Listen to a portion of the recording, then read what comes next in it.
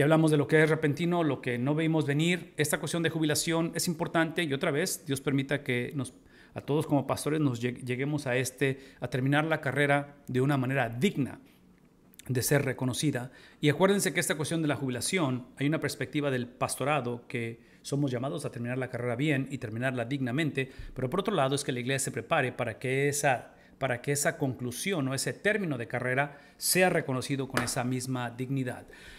Es agridulce siempre el sentir cuando se jubila el pastor.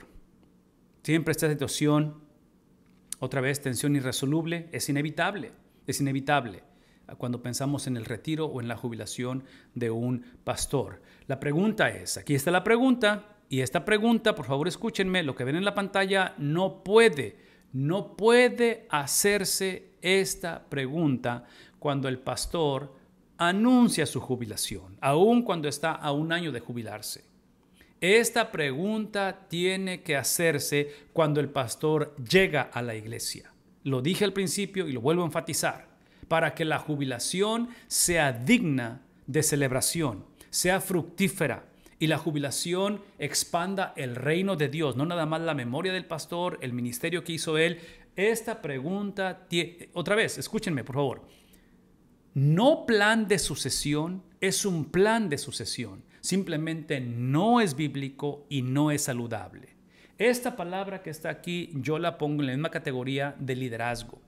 Yo pienso que el liderazgo siempre existe en un hogar, en una iglesia, en una nación. La única pregunta es si es bíblico y si es efectivo. Esa es la única pregunta.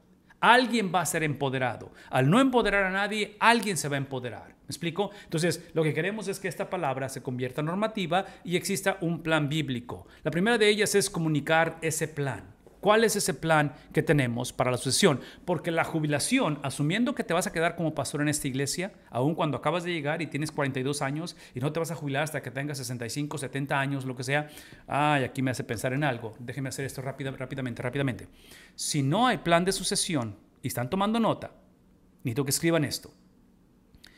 Una característica cuando no hay plan de sucesión, y esto va a sonar crítico y potencialmente negativo en contra de nosotros como pastores, pero al ser uno de ellos siento que puedo hablar de esto porque estoy hablando de mí. Cuando no hay plan de sucesión, cuando no hay una estrategia de cómo navegar esto, independientemente si acabas de llegar, si tienes tiempo ahí, independientemente si tú eres el fundador de la iglesia, independientemente quién eres y lo que sea, si no hay plan de sucesión, hay una posibilidad muy grande de que nos quedemos como pastores más de lo debido. Que nos quedemos como pastores más de lo debido.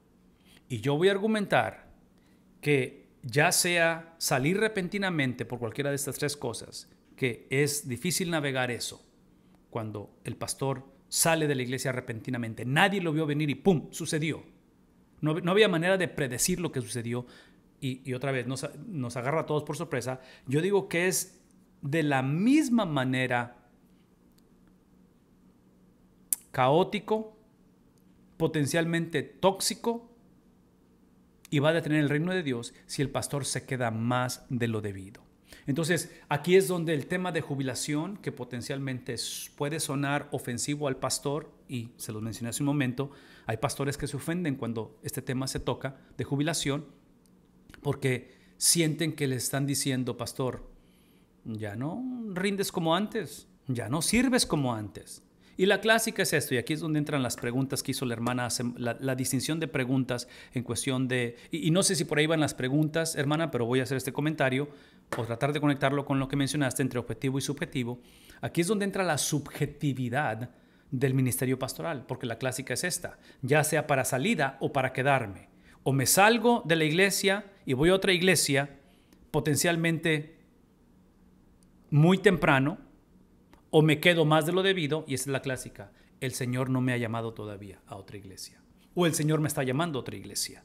Entonces, el punto es este. ¿Cómo contrarrespondes a ese tipo de afirmaciones que el Señor no me ha llevado? Por eso tengo 82 años y aquí estoy todavía. E inclusive muchos lo usamos como una insignia de honor y decir, o sea, obsérvame, aquí estoy todavía, después de 47 años y tengo 87 años de edad. Pero no hay plan de sucesión. Y es obvio que la persona ya no rinde como antes. Y es obvio que eventualmente, esa es otra razón por qué este tema es necesario de sucesión o de jubilación, porque inevitablemente la iglesia empieza a formarse o a reflejar la edad y las características del líder. Entonces, a mis 52 años de edad, ahorita, con una nieta y con hijos, 3 hijos entre los 26 a los 22 años de edad, si yo estuviera pastoreando una iglesia, este es el momento en el cual esta conversación es no negociable. ¿Por qué? Porque a mis 52 años de edad, yo ya perdí ese contacto directo. Yo ya perdí, y no sé si la palabra correcta es la relevancia. No sé cómo hablar de esto, porque este fin de semana inclusive se lo recordé a mis hijos por otra conversación y tuvimos la oportunidad de estar juntos como familia, que lo valoramos mucho porque ya no es muy común hacer esto con estos muchachos regados por todos lados por sus estudios, trabajos y ahora sus matrimonios. Pero yo les dije a ellos, hace 20 años, en el 2004, que yo terminé el seminario y nos movimos aquí al Valle de Texas para iniciar una iglesia. Nuestros hijos venían de 2 años, 4 años y 6 años. Entonces, adivinen cómo se veía la plantación cuando la iniciamos. Se veía y se vio esos primeros años con puros matrimonios, con hijos de esa edad. ¿Por qué? Porque es la edad que teníamos mi esposa y yo. Hace 20 años yo andaba en los 30 años, 32 años de edad. Es lo que tenía hace 20 años que iniciamos la iglesia. ¿Qué es el punto? Que si yo estoy pastoreando una iglesia ahorita, lo más seguro es que lo fuerte de la iglesia, adivinen qué edad va a tener. Entonces, a lo que voy es esto.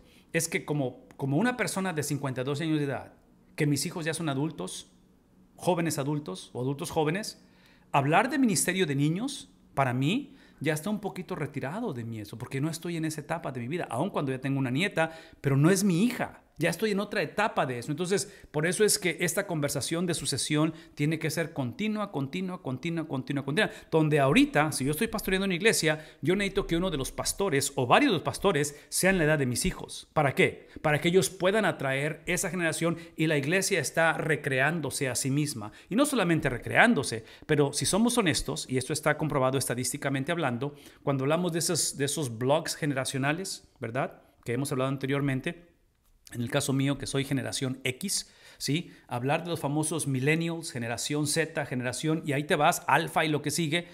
El punto es de que estas generaciones, sobre todo de los millennials hacia abajo, son la generación más grande en cuestión de número en la historia de la humanidad.